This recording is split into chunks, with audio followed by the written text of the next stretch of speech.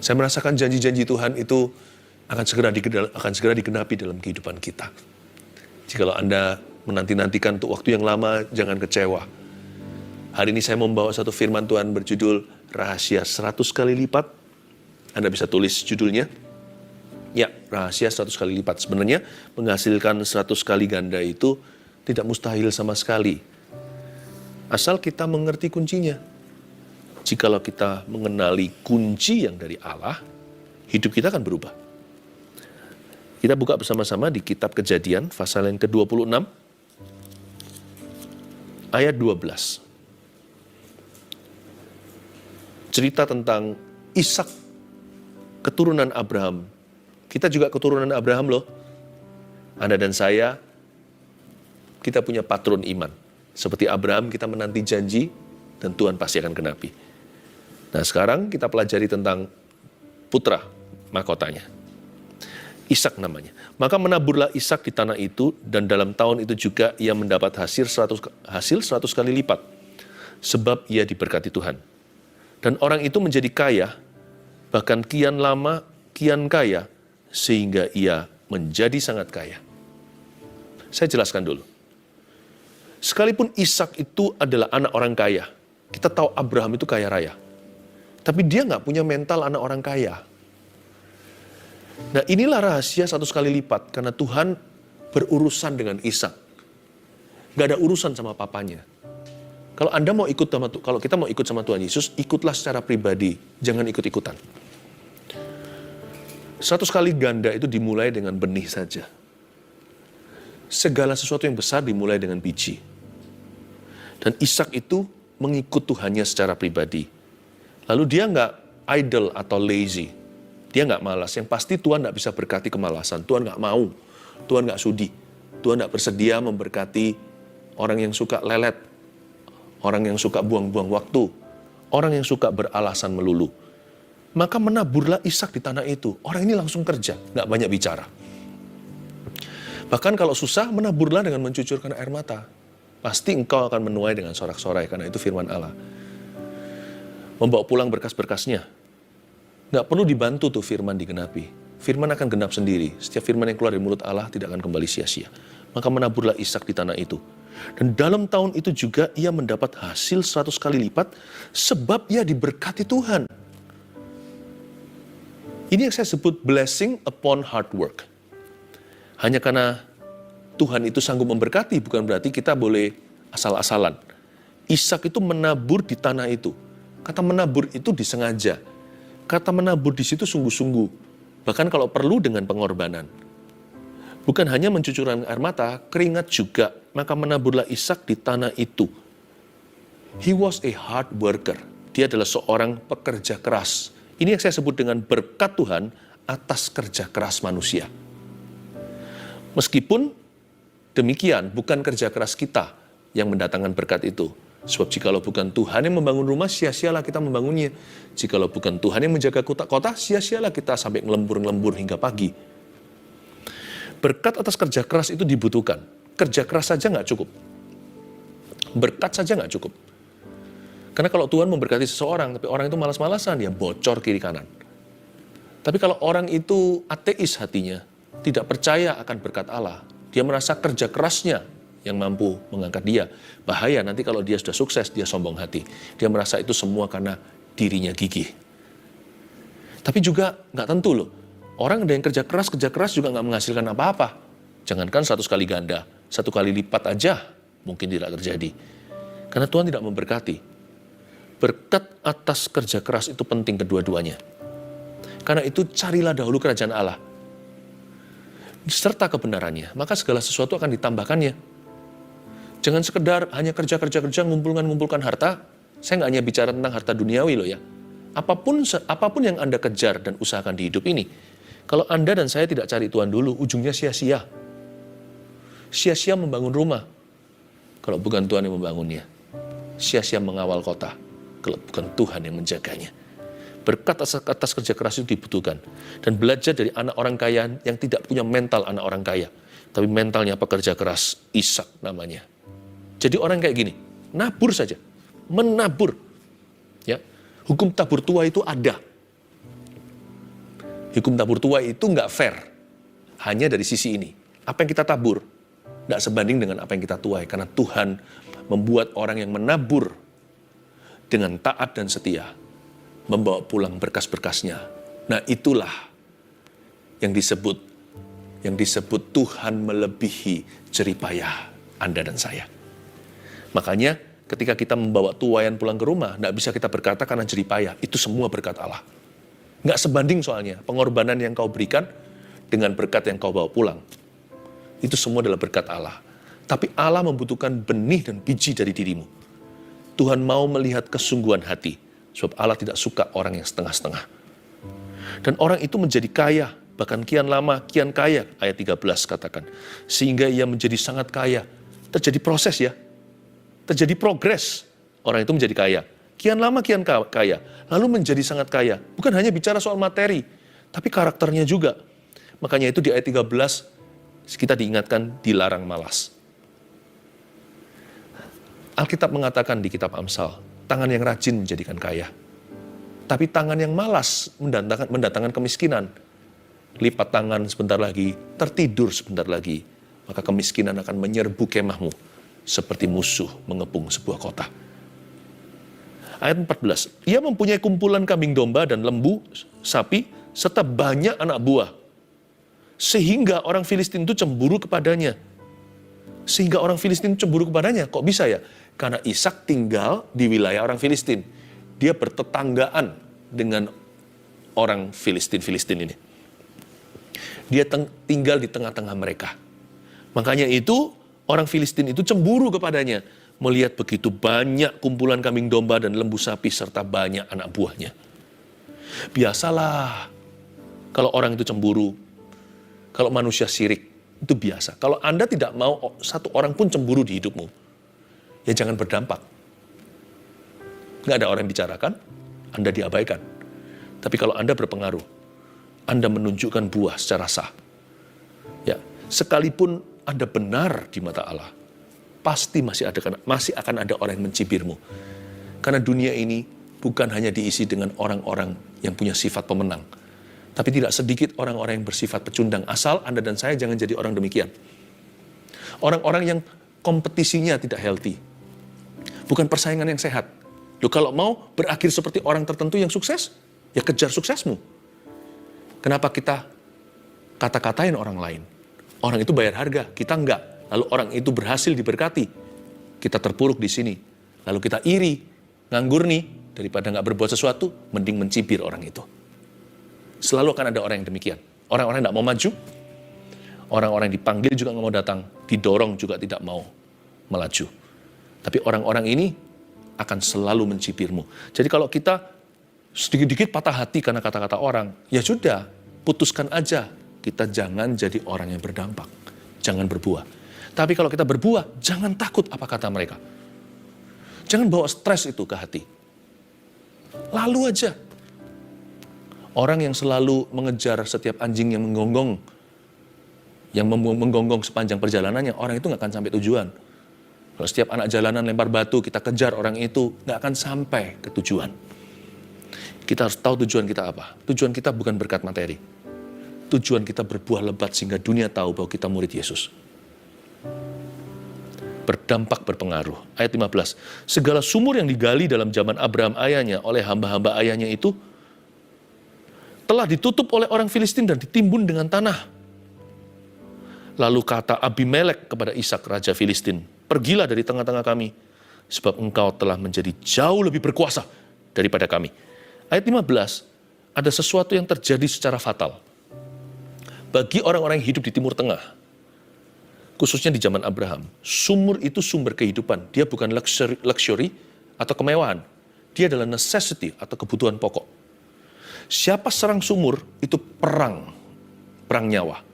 Berarti orang itu pasti benci sekali sama family ini. It was murder in those days. Itu sama dengan pembunuhan zaman itu. Ada pepatah bunyinya gini, fitnah lebih kejam dari pembunuhan. Di zaman Timur Tengah saat itu, menyerang dan menutup sumur seseorang itu lebih kejam atau sama dengan membunuh keluarga itu. Jadi orang Filistin itu sudah bencinya kesumat. Dan mereka menutup dan menimbun sumur yang digali oleh Abraham, ayahnya Ishak. Abraham kasih air minum kelanjutan hidup ini bergantung pada sumur-sumur yang dia gali untuk baby Ishak, untuk seluruh rumah tangganya Abraham. Semua membutuhkan air dari sumur itu. Mereka tutup sumur-sumur tersebut. Tapi apa kata Tuhan? Bahkan ada lagu kita kan dalam gereja. Bila kau yang membuka pintu, tak ada satupun dapat menutupnya. Bila kau yang mengangkat aku, tiada yang dapat merendahkanku. Jangan takut, jangan benci, jangan seperti mereka. Kalau kita kecewa, kalau kita marah, kita jadi seperti mereka. Orang-orang yang menyerang kita. Berkati aja. Berkati mereka. Doakan mereka. Udah. Tapi ingatkan dirimu bahwa rahasiamu tidak pada tangan mereka. Rahasia keberhasilanmu di tangan Tuhan. Jikalau Tuhan yang membuka pintu, siapa yang bisa tutup? Kalau Tuhan yang memberimu sumur, siapa bisa timbun? Entar kemudian hari, jikalau bukan Anda, ya anak Anda akan menggalinya. Dan orang Filistin tidak bisa berbuat apa-apa. Tambah ditekan, tambah luar biasa. Semakin ditahan, semakin merambat kemana-mana. Lalu Abimelek, Raja Filistin, the best among them, yang terbaik di antara mereka aja, sejahat itu, pergi dari tengah-tengah kami, sebab engkau telah menjadi jauh lebih berkuasa daripada kami. Ishak diusir bukan karena dia troublemaker. Ishak diminta untuk minggat bukan karena dia adalah sumber permasalahan. Tapi karena dia sukses, karena dia diurapi, karena dia menunjukkan buah, karena dia dipakai oleh Tuhan. Karena dia dicintai, karena dia dibela. Silakan kau pergi meninggalkan kami. Kamu jauh lebih berkuasa daripada kita semua. Kalau kita jadi Ishak, kita punya roh pecundang, kita akan berkata, kok begitu sih? Lalu kecewa, marah, lalu berantem sama orang. Ishak memilih untuk mengalah. Dari sini saya tahu, ini anak muda tidak berubah dari sejak dia bocah. Waktu dia mau diikat sama papanya Abraham, dipersembahkan di Gunung Moria. Waktu dia mau diserahkan di atas bukit tersebut, Ishak tidak melawan, dia tidak membantah. Ini orang punya jiwa mengalah. Makanya Tuhan suka. Rahasia kenapa dia diberi 100 kali lipat? Karena dia gak pernah gini sama Tuhan. Orangnya itu, ya sudahlah. Makanya orang seperti ini diberkati. Disuruh pergi kan? Ayat 17 coba lihat. Jadi pergilah Ishak dari situ. Dan berkemahlah ia di lembah Gerar. Dan ia menetap di situ. Dari ayat 17 saya bisa pelajari sifatnya. Dia bukan mengalah dikit-dikit, lari dari konflik. Enggak. Kalau patut untuk dia lawan, ya dia lawan. Tapi orang ini tahu bahwa peperangan ini bukan dari Tuhan. Dan dia paham bahwa tempat itu memang milik orang-orang Gerar. Tempat itu memang milik bangsa Filistin. Dia pendatang, jadi dia tahu siapa lebih berhak. Dia mengalah, dia pergi dari situ. Kenapa dia pergi dari sana? Kok Ishak nggak takut ya? Karena itu kan sumur-sumur yang papanya punya. Kenapa kok dia meninggalkannya? Ishak tahu, dia nggak bergantung sumur. Sumur bergantung dia. Tolong bedakan kata blessed dan blessing.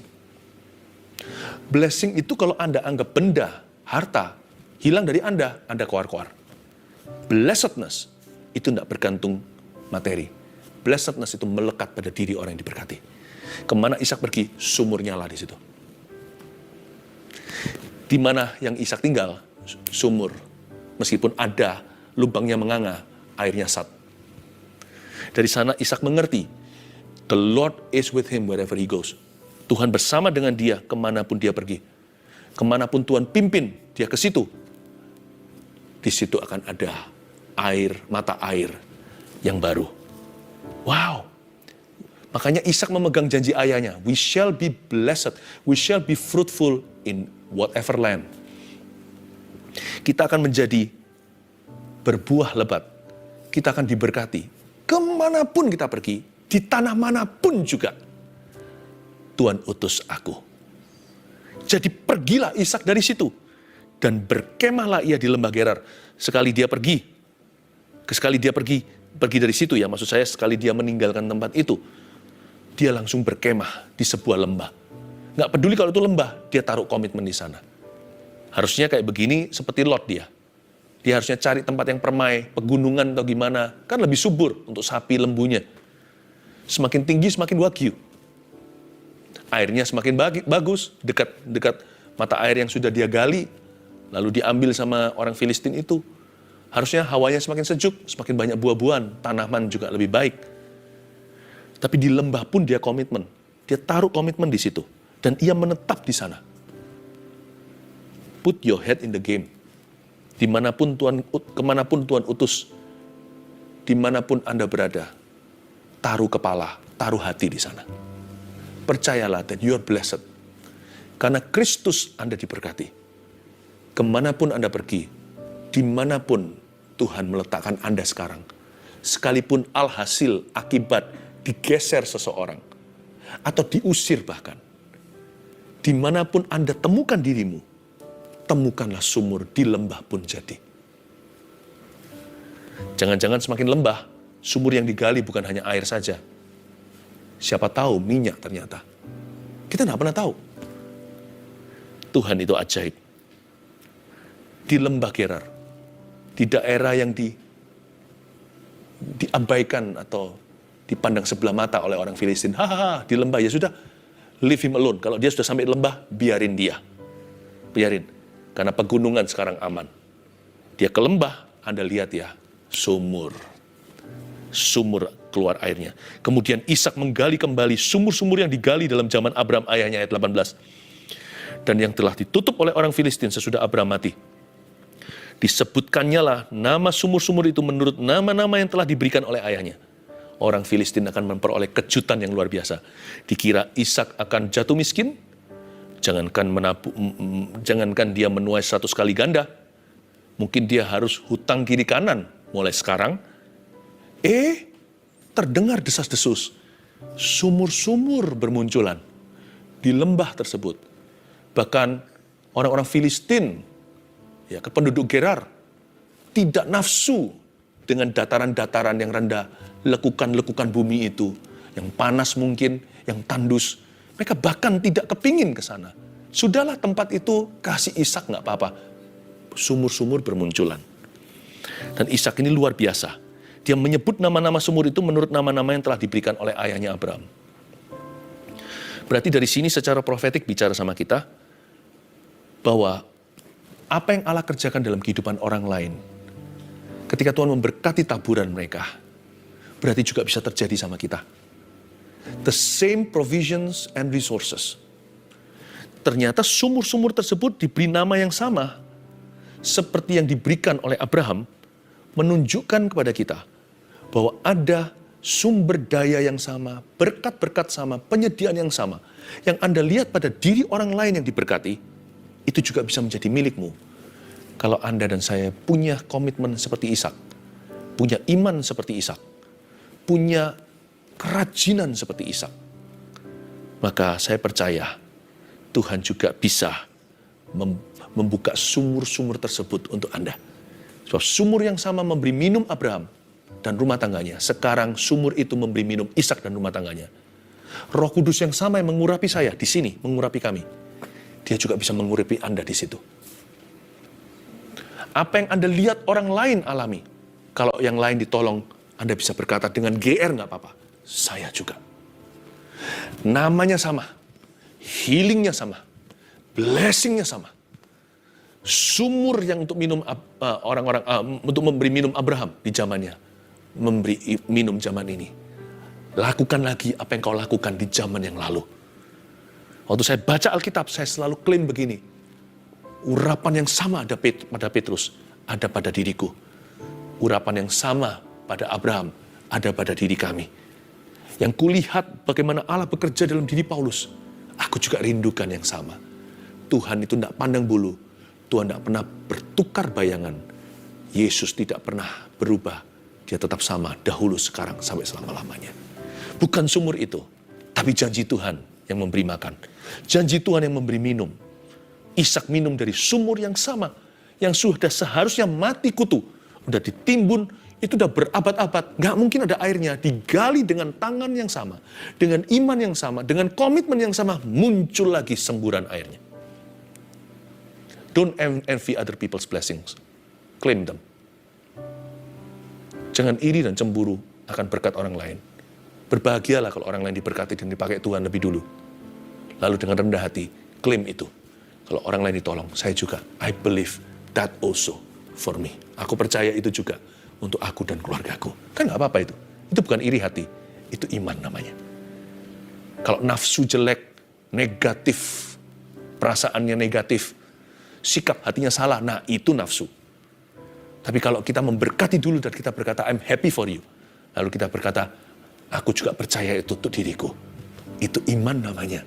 Itu imannya wanita Siro Fenisia. Remah-remah yang dari meja anak pun aku mau. Anak-anak kerajaan Allah, di mejanya ada roti. Ku terima hanyalah serpihan-serpihannya. Aku pun sembuh. Tuhan senang iman yang kayak gitu. Tuhan puji wanita itu dan berkata, iman seperti ini gak ada di seluruh Israel. Orang Israel zaman itu terlalu gengsi. Mari kita jangan gengsi ketika mengklaim janji. Berkata, Lord, that is also for me. Itu juga untuk diriku. Amin. Ayat 19. Ketika hamba-hamba Ishak menggali lembah itu, mereka mendapati di situ mata air yang berbual-bual airnya. Ini luar biasa. Karena di zamannya Abraham hanya ada air, tapi di zamannya Ishak berbual-bual airnya. Perbedaannya di sini. Perbedaannya di sini. Zaman papa segini, hanya semata kaki. Zaman Ishak sudah berenang-renang di dalam sungai kehidupan. Tahukah, makin lama pernyataan kuasa Allah akan semakin bertambah sebab waktunya singkat. Tahukah Anda sedang berada di dalam arus deras kuasa kerajaan sorga? Jangan jadi orang kecewa dong. Jangan jadi orang on and off dan menjauhi Tuhan. Jadi jangan jadi orang yang sukanya ngeliatin orang lain. Rugi. Kita berada di ujung zaman di mana kerajaan Tuhan itu tingkap langit terbuka. Bukan supaya kita jadi orang yang serakah, minta harta-harta, bukan ya. Maksud saya adalah pengalaman dengan Tuhan. Minta itu. Lalu bertengkarlah para gembala Gerar dengan para gembala Ishak. Kata mereka, air ini kepunyaan kami. Dan Ishak menamai sumur itu Esek karena mereka bertengkar dengan dia di sana. Kan lucu. Dulu nggak ada yang mau gali. Semua orang meremehkan dan meragukan. Sekali Ishak ada di sana, berbual airnya, langsung mereka klaim. Air ini punya kami. Lalu dirampas dari Ishak. Sumur itu diberi nama Esek karena mereka bertengkar di sana. Tadinya lembah Gerar, orang-orang Gerar, bahkan orang-orang Gerar pun nggak kepingin lembah itu. Udah biarin aja. Itu dijual juga nggak laku. Sekali Ishak menjadikan sesuatu yang lukratif atau menguntungkan, mereka semua mau. Kan begitu selalu. Selalu akan ada orang yang aji mumpung. Saya kira Ishak pasti akan marah. Angkat senjata, ayo perang saudara. Tapi ayat 21, kemudian mereka menggali sumur lain. Dan mereka bertengkar juga tentang itu. Maka Ishak menamai sumur itu Sitna. Sumur kedua digali. Sumur pertama kan membuat bertengkar. Lalu dia menggali sumur kedua. Udahlah. Kalau bahasa Chinese-nya, suanalah. Ya udahlah. Udah, dia gali lagi. Membuat lagi airnya. Di situ juga dikejar sama musuh. Itu juga punya cuma kita. Itu juga punya kami. Orang yang tidak mau berusaha, hanya mau makan hasil akhirnya. Tapi itu tidak mematahkan semangat Ishak. Kalau kita jadi Ishak harusnya 2 kali bisnis gagal, udah kecewa. Ayat 22, lucu orang ini. Lucunya mengagumkan. Saya lihat orang ini nyantai gitu. Very chill. Ia pindah dari situ dan menggali sumur yang lain lagi. Udah gitu aja. Ya sudah. Gua pindah, gali sumur yang lain lagi. Very cool. Ini orang yang hatinya keren. Tetapi tentang sumur itu mereka nggak bertengkar. Sumur itu dinamainya Rehobot. Ini sumur ketiga. Dan ia berkata, sekarang Tuhan telah memberikan kelonggaran pada kita sehingga kita dapat beranak cucu di negeri ini. Belajar dari Ishak ya, inilah pesannya. Miliki hati yang longgar untuk memaafkan. Untuk melepaskan, let go.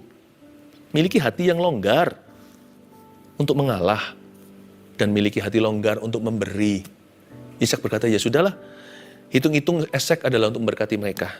Hitung-hitung Sitna adalah mengembalikan ke komunitas Gerar. Aku kan menetap di sini sekian lama.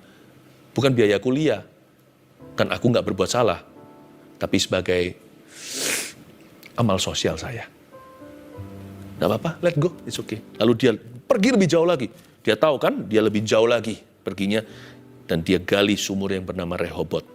Di situ dia berkata, Tuhan beri kelonggaran. Kenapa Tuhan beri dia kelonggaran? Hatinya dia longgar soalnya. Fleksibel, jangan kaku. Ada orang yang masih marah sama orang lain yang merugikan dia di masa lalu. Ada orang yang masih hidup di masa lalunya. Mana bisa menuai 100 kali ganda? Anda masih defisit. Zaman aja gak bisa bedakan. Badan di masa sekarang, pikiran masih di masa lalu. How can God bless you? Bagaimana bisa menuai? Anda masih bertengkar soal penaburan. Masih, udahlah. Jangan sampai punya hati yang gak terima gitu loh. Jangan sampai punya hati yang seperti itu. Sebab Tuhan kita itu punya satu gelar. Tuhan memberi, Tuhan mengambil, terpujilah nama Tuhan. Udah, jangan pernah perhitungan begini sama berkat Tuhan. Ya, sama berkat itu easy comes, easy goes. Gampang datang, gampang pergi. Sama Tuhan jangan, pegang erat-erat. Sama Tuhannya. Jangan sampai punya hati yang gak terima. Apalagi kepada sesama. Tuhan memberi, Tuhan mengambil, terpujilah nama Tuhan. Dan jangan sampai gak terima sama Tuhan. Wah, lebih celaka. Gak terima saya sama Tuhan. Kenapa Tuhan izinkan?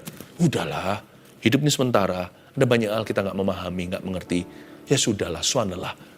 Kalau memang itu sudah terjadi, ya sudah Tuhan, someday I'll understand. Suatu hari aku akan mengerti. Tapi yang penting sekarang, aku gak meragukan kasih-Mu. Aku percaya Engkau punya rencana. Give me purpose, kasih aku tujuan dalam hatiku.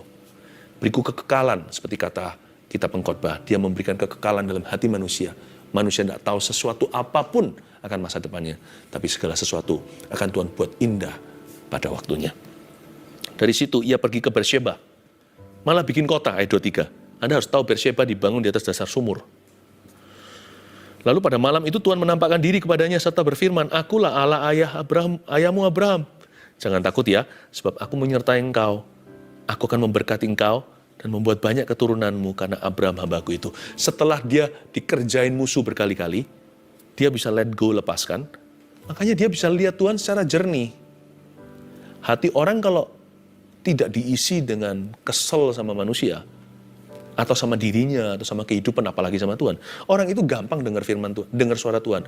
Gampang mendapatkan pernyataan. Akulah Allah ayahmu Abraham. Bagus nggak? Lalu dia berkata, Tuhan berkata begini, jangan takut ya, sebab aku menyertai engkau. Sebab Ishak punya 1001 alasan untuk takut. Karena orang Filistin ini jahanam. Sumur itu adalah cara mereka untuk membunuh pelan-pelan. Tapi mereka juga bersedia. Kalau diharuskan mereka dengan senang hati membunuh Ishak dengan tangan berdarah dingin. Ini adalah bangsa perang. Ini adalah kaum penjahat Filistin ini menjadi musuh bebuyutan Israel. Seterusnya. Anda harus mengerti bahwa ini bukan orang-orang yang gampang berurusan dengan mereka. Tuhan berkata, tapi jangan takut. I'm your God. Akulah Allahmu. Aku menyertai engkau. Kurang apa itu?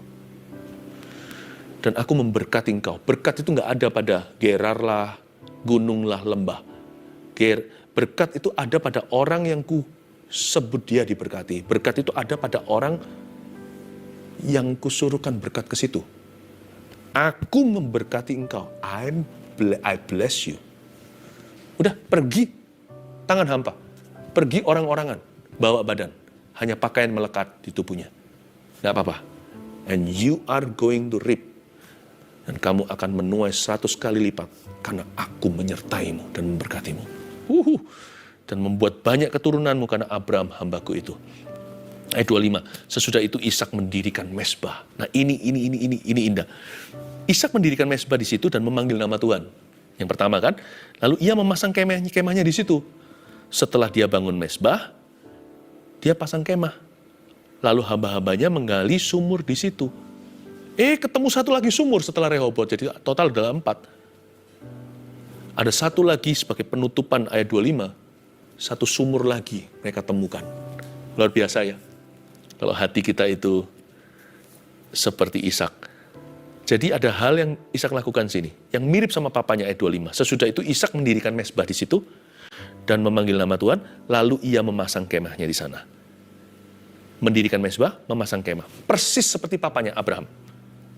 Hidupnya dipenuhi dengan bangun mezbah, pasang kemah. Ini yang saya sebut a life of worship and trust. Abraham itu menduduki tanah Kanaan sebagai hak miliknya, tapi dia memilih tinggal di tenda. Dia memilih untuk percaya Tuhan. hanya dengan fondasi iman. Dia nggak taruh harapan pada materi, building, bangunan, program. Simple.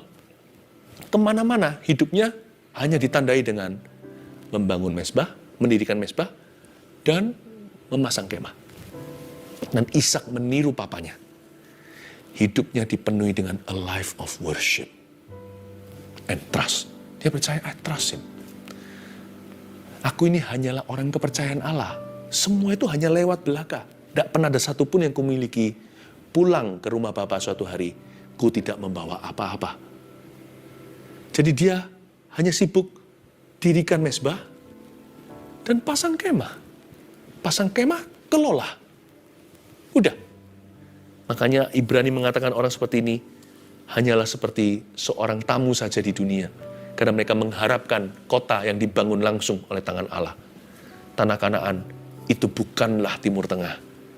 Tanah Kanaan, tanah perjanjian itu ada di hati Abraham, Ishak, Yakub. Orang-orang ini adalah orang-orang yang menjadikan Tuhan hartanya yang termulia. Ini luar biasa. Saya kasih 3 poin sederhana sebagai summary atau sebagai rangkuman kita. Rahasia 100 kali lipat itu terletak pada apa saja ya? Ada 3 hal ini. 1, terletak pada berkat Tuhan atas kerja keras kita. Makanya jangan hanya berusaha. Jangan lupa berdoa dan cari wajahnya. Jangan lupa untuk merenungkan firman-Nya supaya apapun yang kau lakukan berhasil, kata Mazmur 1. Supaya tidak layu daunnya, supaya berbuah pada musimnya. Ingat ya, rahasia 100 kali lipat itu ternyata mudah, terletak pada berkat Tuhan atas kerja keras kita. Ya, dilarang malas ya. Nggak boleh malas, harus menabur seperti Ishak. Harus berusaha juga, tapi percayalah berkatnya, bukan jeripayah Anda. Yang kedua, terletak pada hati yang longgar untuk memberi dan mengalah.